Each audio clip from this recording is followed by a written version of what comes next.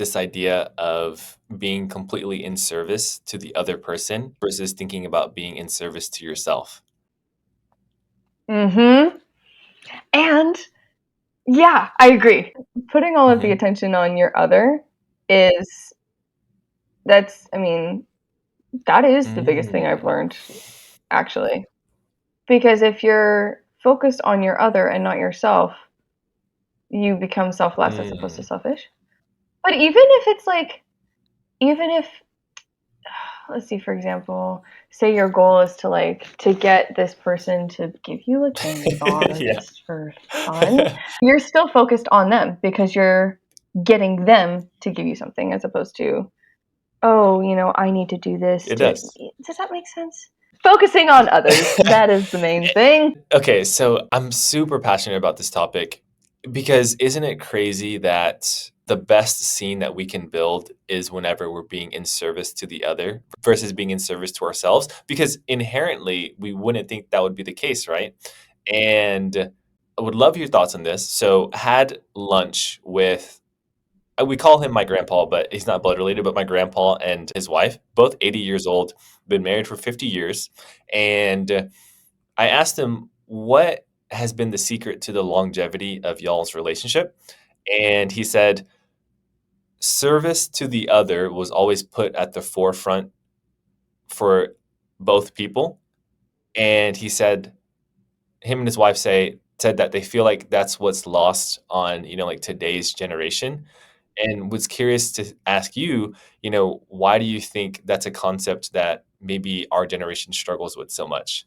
Well, I think our generation is just a lot more independent now. I think that there should be a balance. Like, you shouldn't be completely selfless, because if you consistently do things for others and you never do anything for yourself, you're going to go cuckoo bananas and you're not going to be happy. I mean, you have to be happy with yourself before you can be happy with someone else. That's just my personal opinion, and you can take it or leave it. But in a relationship, there needs to be give and take from both sides, both parties. But there also needs to be a balance between selfishness and selflessness. Like, there needs to be compromises. Like, you can't just do everything for the other person and that other person do everything for that person, because it's just going to be this like one-sided thing. You know what I mean? You need to have a balance. Like, if you want to go to the movies, and I'm taking really, really lowball examples. I don't want to get too deep with this. But if you want to go to the movies, but your person wants to go to dinner, maybe you do both. Or maybe you choose to go to the movies on Friday and dinner on Saturday, so that way you're both happy, but you make a compromise.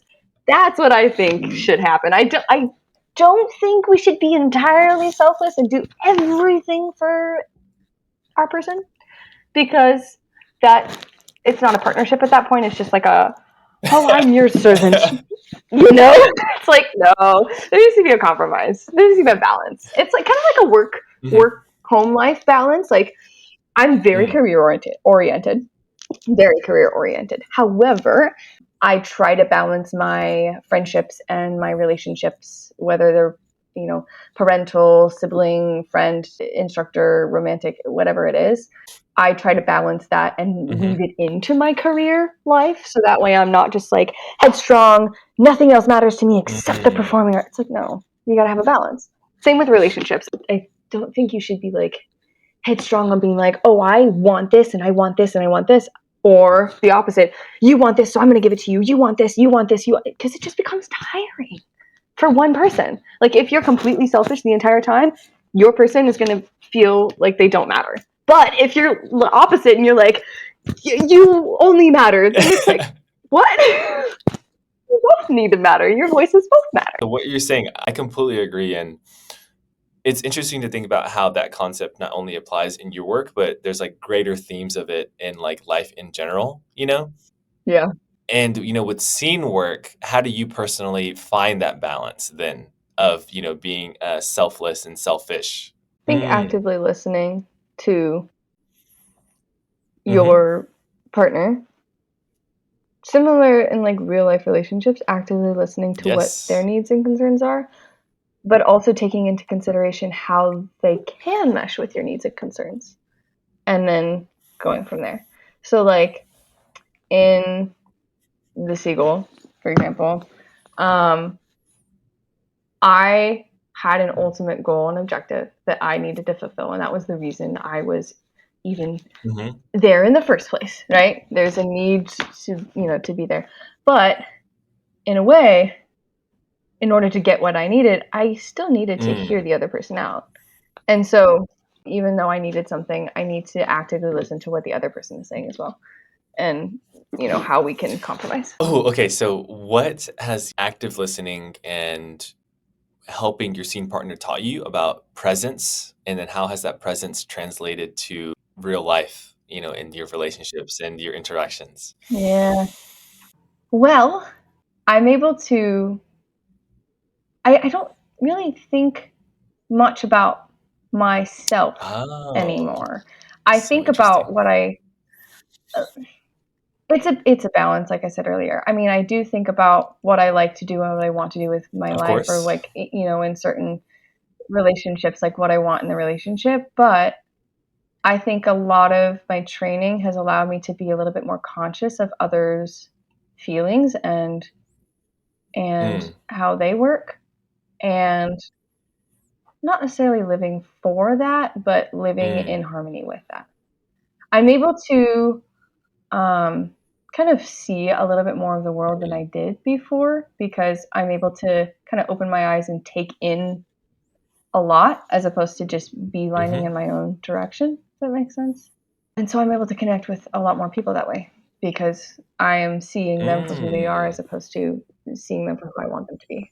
When's the last time you have felt seen for who you are?